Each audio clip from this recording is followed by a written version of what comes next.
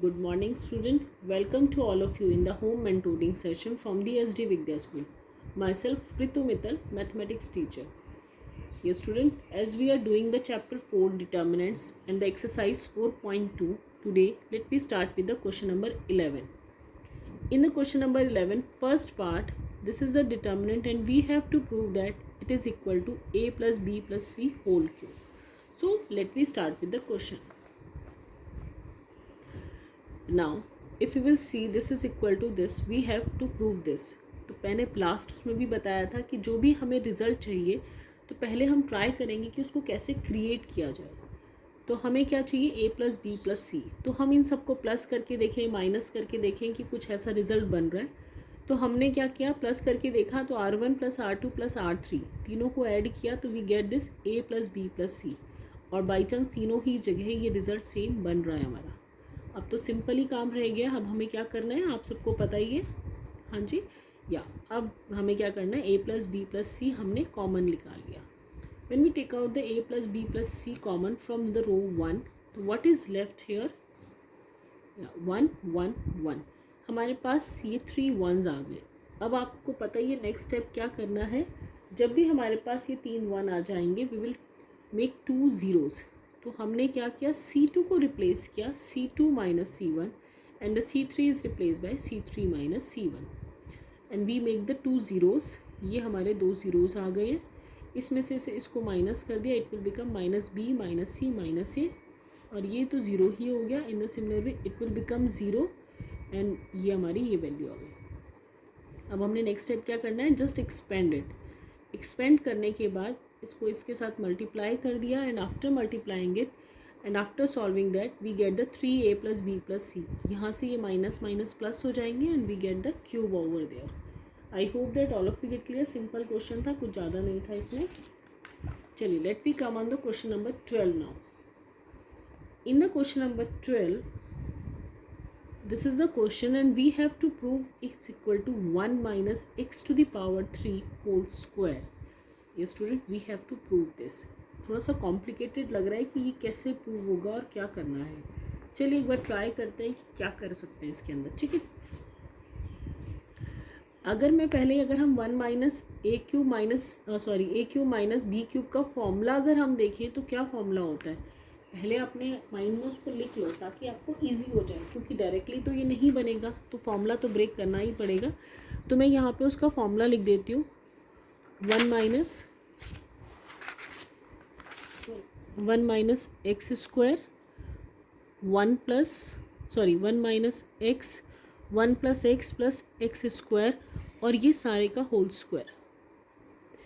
ठीक है, तो ये आपका फॉर्मूला है जो हमें आंसर में चाहिए. तो how can we do this.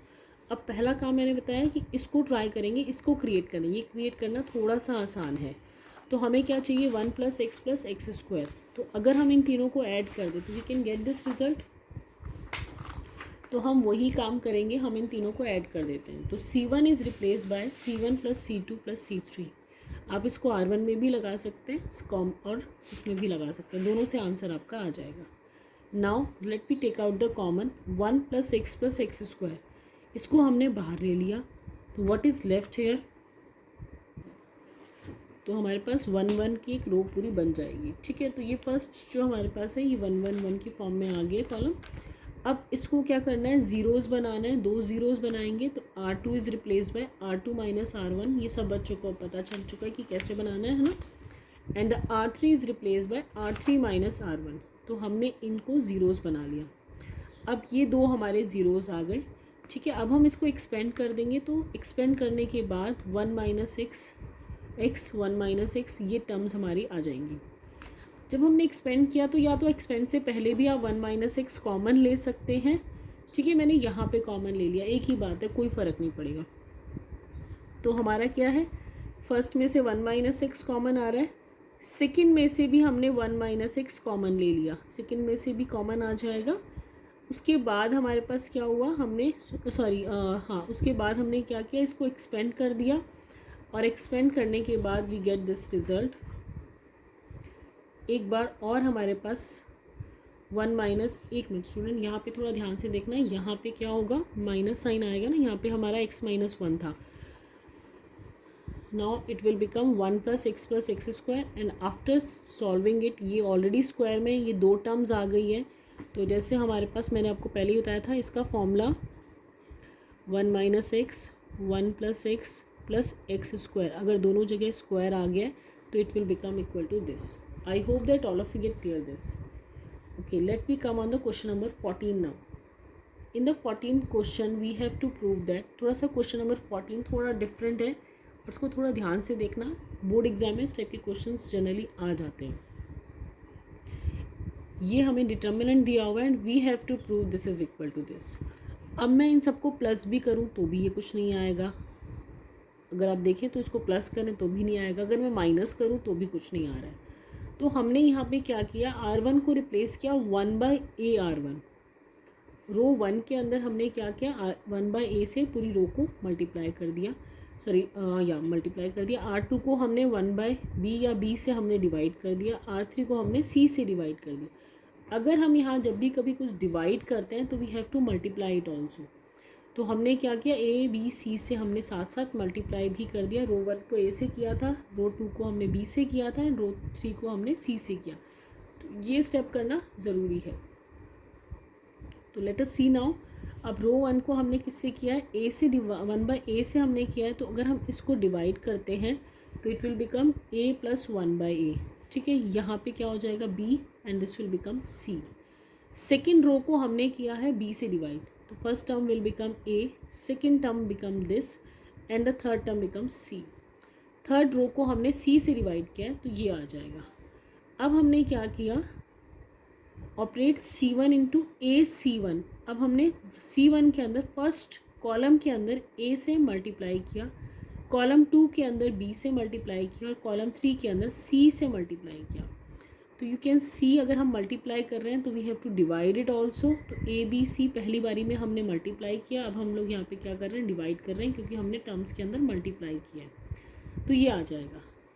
ये तो क्वेश्चन थोड़ा सा कॉम्प्लिकेटेड लग रहा होगा आपको, ध्यान से एक बार और वीडियो को रिकैप करके देखना तो और अच्छे से समझ आ जाएगा। अब हमने इसको a से मल्टीप्लाई किया तो वापस हमारी ये टर्म बन जाएगी। आप बोलोगे पहले इसको निकाला, कभी ऐड कर रहे हैं, ताकि नीचे की टर्म्स जो हैं वो देखो उसमें चेंजेस आ गए हैं।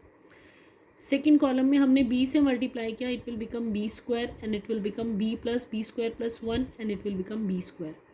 सिमिलरली थर्ड कॉलम को हमने c से मल्टीप्लाई किया। अब अगर हम देखें इन तीनों को ऐड कर दें, we can get this answer. तो हमने यही काम किया, c1 is replace by c1 + c2 + c3। Now after getting that, ये हम कॉमन ले लेंगे। आपको आगे पता ही है, अगर हमने जब कॉमन ले लिया, कॉमन लेने के बाद हमारे पास क्या आ जाएगा, 1 1 1 आ जाएगा। अब 1 1 1 आ गया तो हमने क्या करना है, 2 1 को 0 बनाना है। तो वही हमने यहाँ किया, R2 is replace bye R2 - R1 and R3 is replace bye R3 - R1। ये हमारे दो ज़ीरोज़ हो गए एंड आफ्टर लास्ट में हमने क्या करना है, एक्सपेंड कर दिया। एक्सपेंड करने के बाद we get this answer. I hope that student all of you get clear the concept, and thank you student and have a nice day.